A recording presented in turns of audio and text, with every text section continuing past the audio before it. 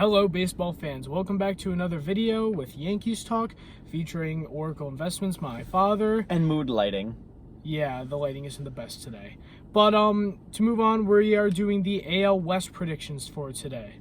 To start off, I am going to say the Houston Astros are in 5th place. Sorry. The Oakland Athletics are in 5th place. Yeah, I'm agreeing with the A's being in last. I don't know a lot about the West, but I know enough to know that the A's suck this year. Yeah, the A's, they only picked up, actually, I don't even know who they picked up because it's been so long and they really haven't done anything.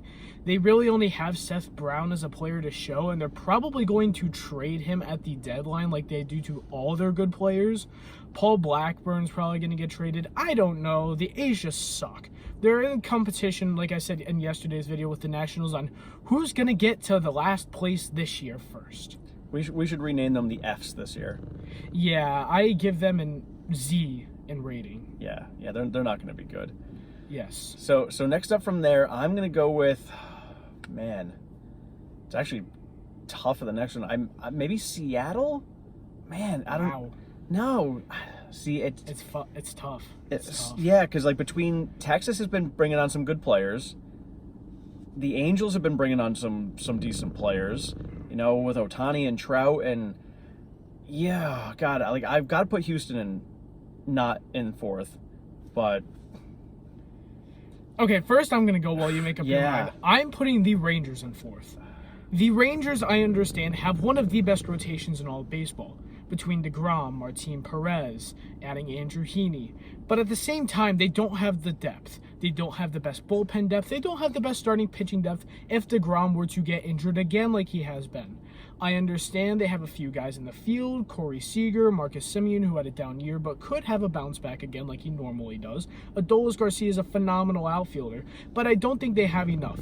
Their catcher, Jonah Heim, isn't bad, a bit above average, but not really that much. He really isn't a showy catcher and really can't do as much behind the plate as everybody thinks, in my opinion. So I am putting them at 4th just because of the depth situation and the lack of offense that I could see happening again.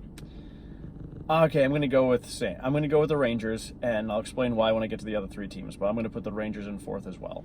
Okay, for the 3 spot, you go ahead first. For the 3 spot, I am going to be putting in the Angels. Okay. The Angels will go 3rd, and it's going to be tough. I think the top 3 are going to be in a tight race. I think Houston isn't going to be as strong against the other 2 as they were last year. Agreed. And I think it's going to be a tough battle for the top 3 spots, but I think the Angels are going to end up in 3rd.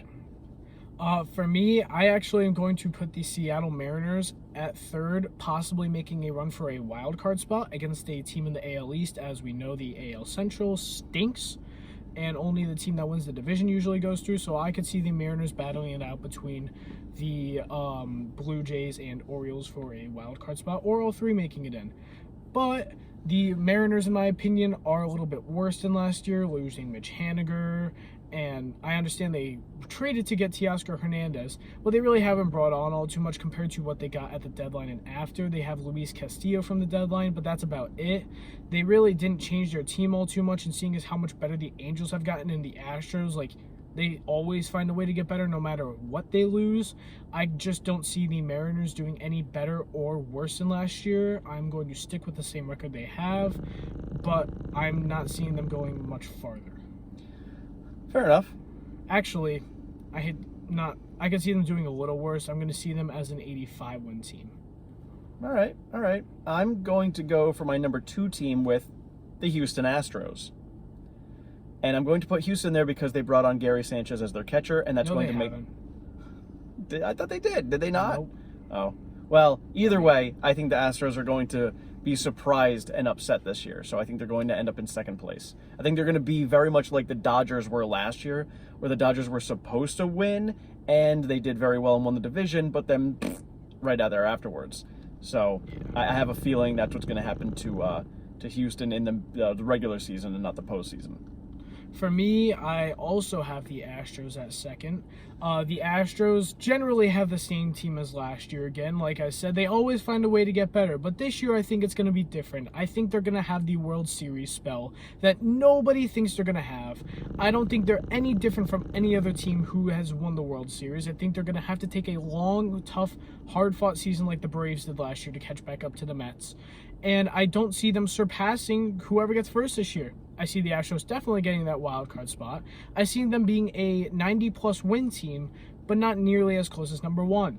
The Astros have a phenomenal team, don't get me wrong, after sizing Jose Abreu for that first base spot, who is definitely better than Yuli Gurriel. They really need to find a catcher because what they have right now is not going to do it for them. They have the general same team, which is why I'm a little bit afraid for them, especially after losing Justin Verlander, which they have such a great starting pitching depth that I don't really see too much of an issue, but losing a Cy Young winner is kind of big in my opinion.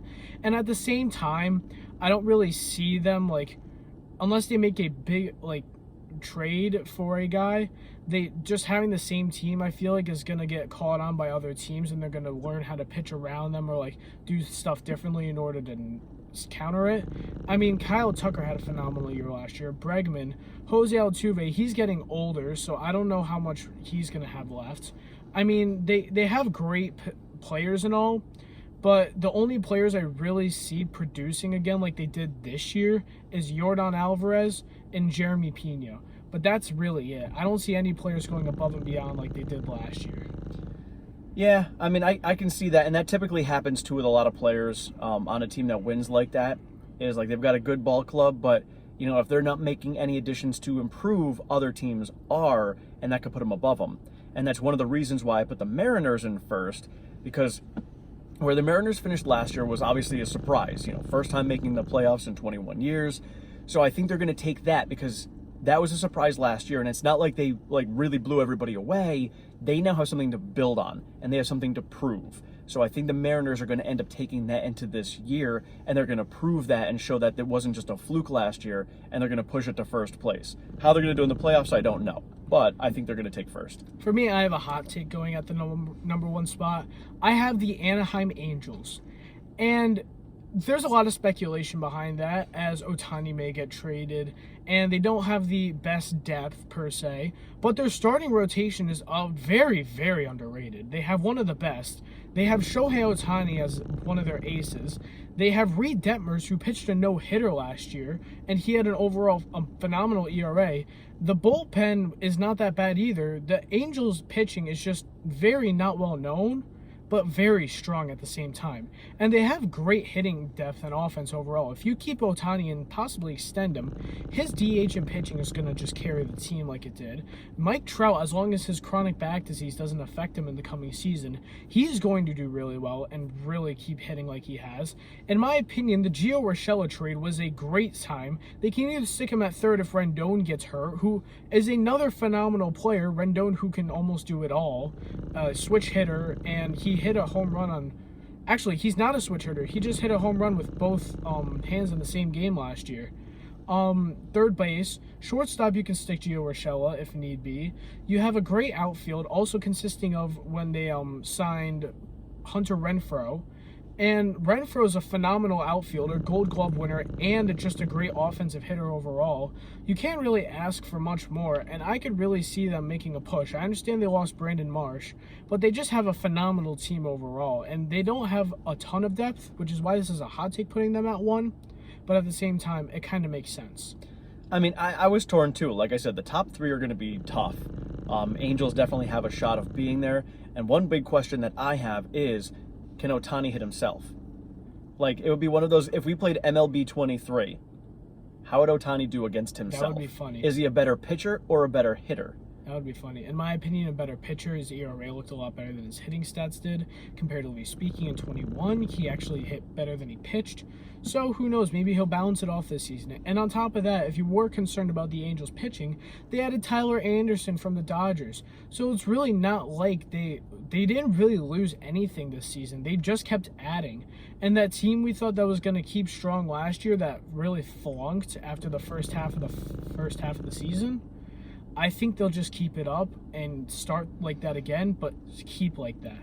And I think the Astros going into a World Series spell will really help that a lot.